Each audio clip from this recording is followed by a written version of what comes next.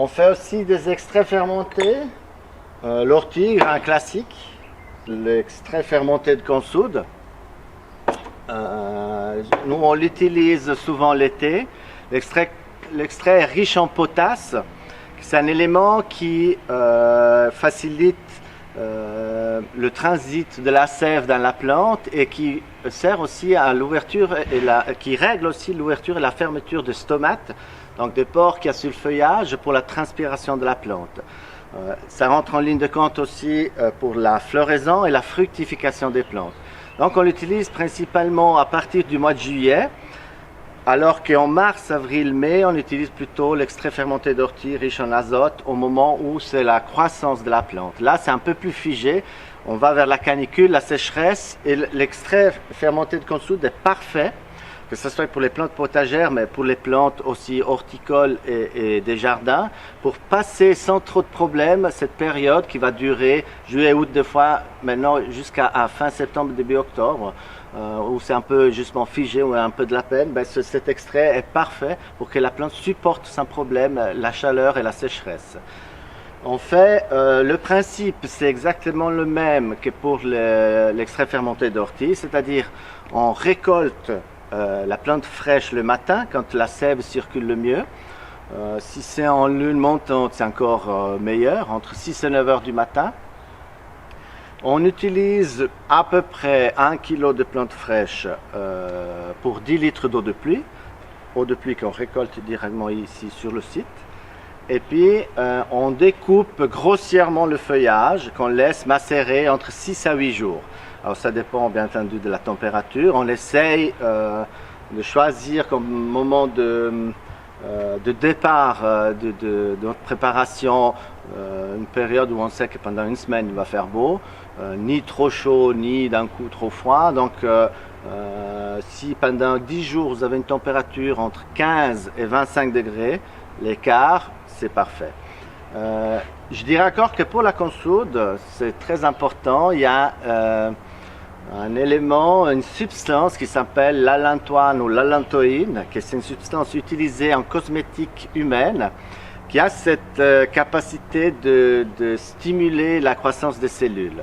Et ça, c'est aussi quelque chose que personnellement je recherche, surtout dans des périodes où le soleil peut aussi provoquer des dégâts sur les plantes. C'est comme un baume, pour nous c'est pour la peau, pour les plantes c'est pour le feuillage. Là, c'est un extrait fermenté de consoude que tout le monde connaît. Je l'ai commencé il y a 2 jours. La température est idéale, il fait environ 25 degrés. Tous les extraits, on les met à l'ombre. Des fois, il peut y avoir un peu de soleil le matin, mais l'idéal, c'est de les mettre à l'ombre. Et puis la consoude qui a cette sève gluante, riche en mucilage, et qui est franchement parfaite pour un extrait d'été. Et là, on peut voir que ça a déjà commencé un peu la fermentation. On voit que la fermentation, déjà au bout de 48 heures, elle a commencé. Vous avez cette mousse qui vient en surface. La mousse, elle est moins importante que celle pour l'extrait fermenté d'ortie au printemps. Donc il faut faire un peu plus attention. C'est un peu plus compliqué à comprendre le moment exact où la fermentation s'arrête et la putréfaction commence. C'est ce moment qui est parfait, qui doit être. C'est à ce moment-là pour éviter aussi que ça tourne en putréfaction et puis que ce soit plus utile. Entre guillemets, on peut toujours arroser des grands arbres avec, si on a loupé notre purin, notre extrait fermenté. Mais là, il faut vraiment attendre que le tissu végétal se dissout. Et c'est à ce moment-là qu'on va filtrer et conditionner.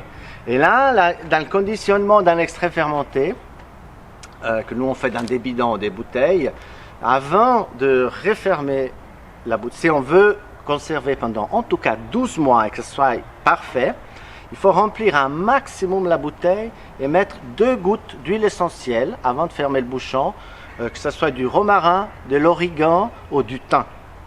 Et ça évitera d'avoir des moisissures ou d'autres problèmes au niveau de notre extrait. Stocké dans l'idéal une cave non chauffée, donc à l'abri du soleil, à l'abri de la chaleur. Et là, vous avez, on peut mettre dans un garage ou dans un autre abri, mais l'important c'est qu'il n'y ait pas de soleil qui tape dessus. Et on aura un extrait qui va rester 12 mois en parfait état. Donc, par exemple, certains extraits, nous on les utilise très tôt le printemps. L'ortie, typiquement, quand on fait notre propre production de printemps, de légumes, notamment de tomates, qui sont vendus dans le cimetière. On a besoin des fois au mois de mars d'avoir l'extrait fermenté parce que c'est des plantains qui sont, je dirais pas cultivés de façon biologique, mais de façon naturelle. C'est-à-dire, on n'utilise que des plantes pour stimuler la croissance, pour les protéger des maladies, que des plantes récoltées ici sans utiliser d'engrais ou autre. Donc on utilise notamment l'ortie avec deux arrosages des plantains à 5%.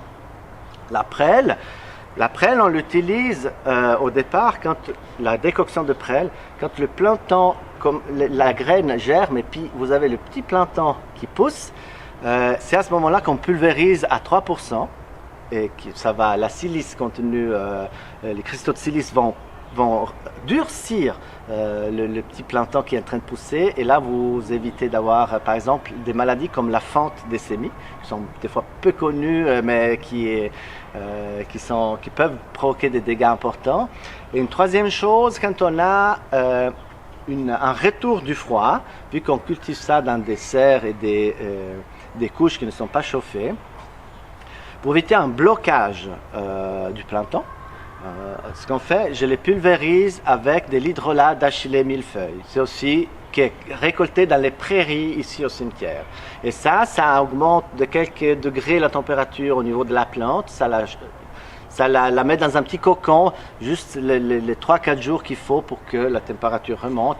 C'est un peu le problème souvent au printemps où on a cette météo en dents de scie et il faut se préparer. Donc c'est sûr que ce soit la prêle, l'ortie ou l'achillée, on prépare à l'avance, donc la saison d'avant, pour pouvoir utiliser l'année d'après. Si vous n'avez pas la possibilité d'avoir de la consoude, vous pouvez sans autre utiliser la bourrache, qui est une plante semblable. On y retrouve quasiment les mêmes substances et c'est une plante aussi potagère qu'on trouve facilement, qui se reproduit facilement. Donc si vous avez pour un extrait fermenté, si vous n'avez pas la consoude, utilisez la bourrache et ça sera la même efficacité.